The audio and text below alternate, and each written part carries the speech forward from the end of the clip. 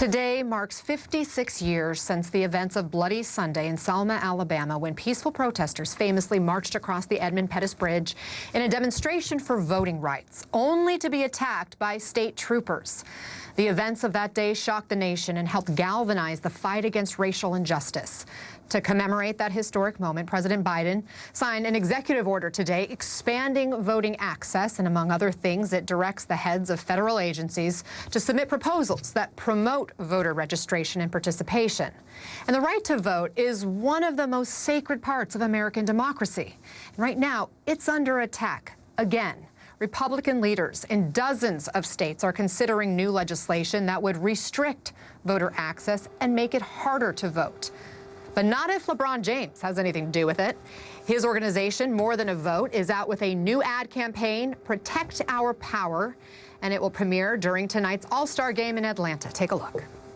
So this isn't the time to put your feet up or to think posting hashtags and black squares is enough. Because for us, this was never about one election. It's always been more than a vote.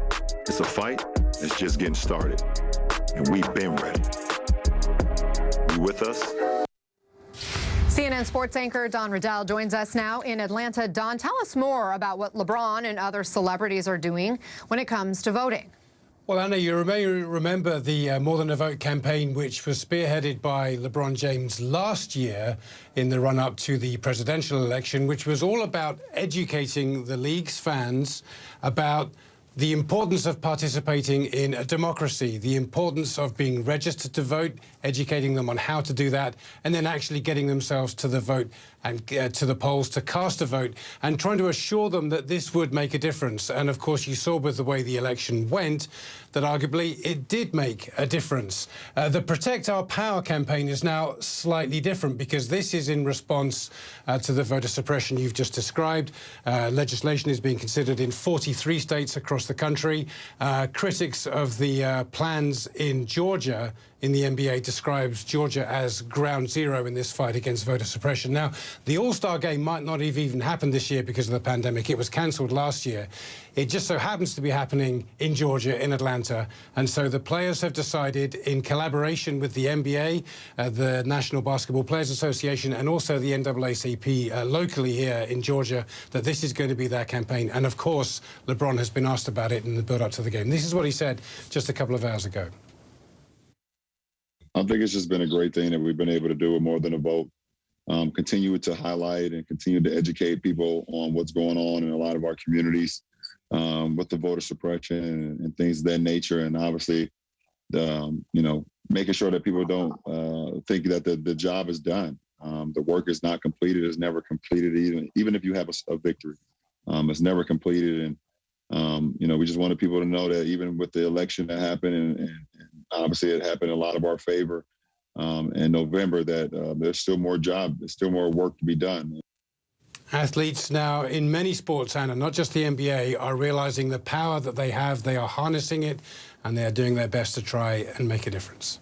They are people who have influence, they have power, and they have a huge platform. Thank you, Don Riddell, for that reporting. I want to bring in CNN political analyst and White House correspondent for the GRIO, April Ryan. April, Republicans at the state level are trying to make it harder to vote for a lot of Americans. According to the Brennan Center for Justice, more than 250 bills aimed at limiting voter access have been filed now in 43 states. Let me just give a few examples. In Georgia, as we were just discussing, the state house there passed a bill that eliminates no excuse absentee voting and limits early voting days, especially on the weekends.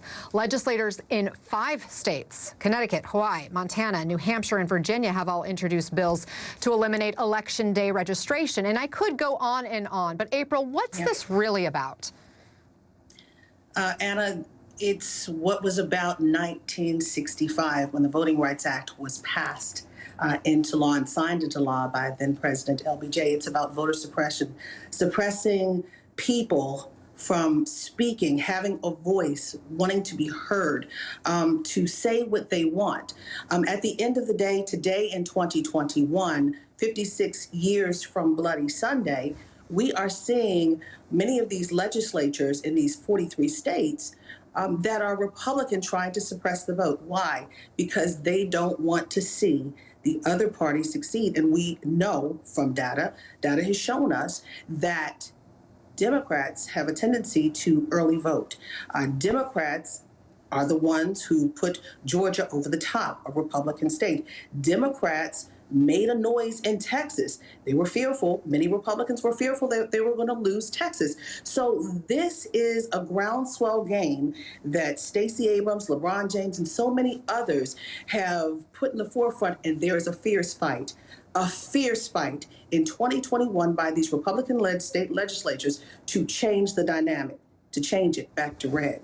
We mentioned President Biden's executive order today to expand voter access, and that comes just after the House passed a bill, H.R. 1, that has provisions expanding early and mail-in voting, restoring voting rights to former felons, and easing voter registration for eligible Americans.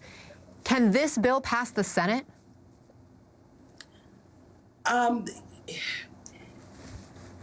believe that Republicans are going to fight.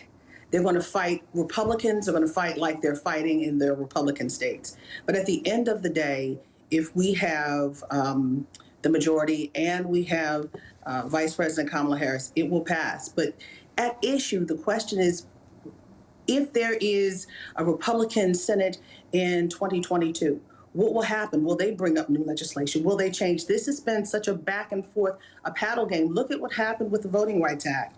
The Voting Rights Act of 1965, it was gutted in 2013 by the Supreme Court, and now the House has H.R. 4 to try to fix that. So it's a back and forth. These political back and forths on voting rights, one vote counting, is in play.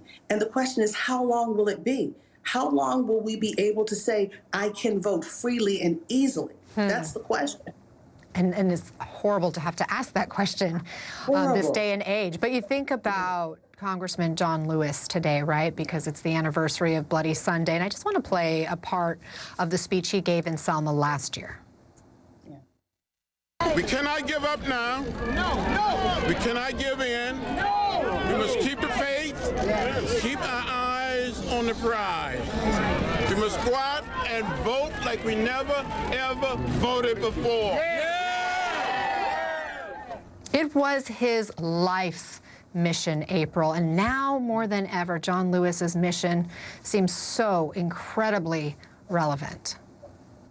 Yes, it's not just relevant for this generation, for all of us who witnessed John Lewis, from people my age in the 50s. You know, I grew up watching John Lewis. I'm, a couple of years away from, I was born a couple of years away from the Voting Rights Act being passed into law. I know about him, but for the generations to come, I think about those in these 3 books for the young people that he made this trilogy. And the last one, March, dealing with Selma, dealing with the Voting Rights Act, and talking about the importance in what they had to go through, the dog bites, the sting of the hose, the crack of the billy club on his skull and others, just for the right to vote in the South by Black people. And that was in 1965 on a racist named bridge, the Edmund Pettus Bridge. And what are we going through in 2021? So Congressman John Lewis made it a point. He understood the significance of his work, his life's work. So what he did, he decided to come together with a trilogy, and this is one of the books, so the young people could understand the history and the importance of what they went through peacefully, non-violently, to give us the right to vote that is challenged today.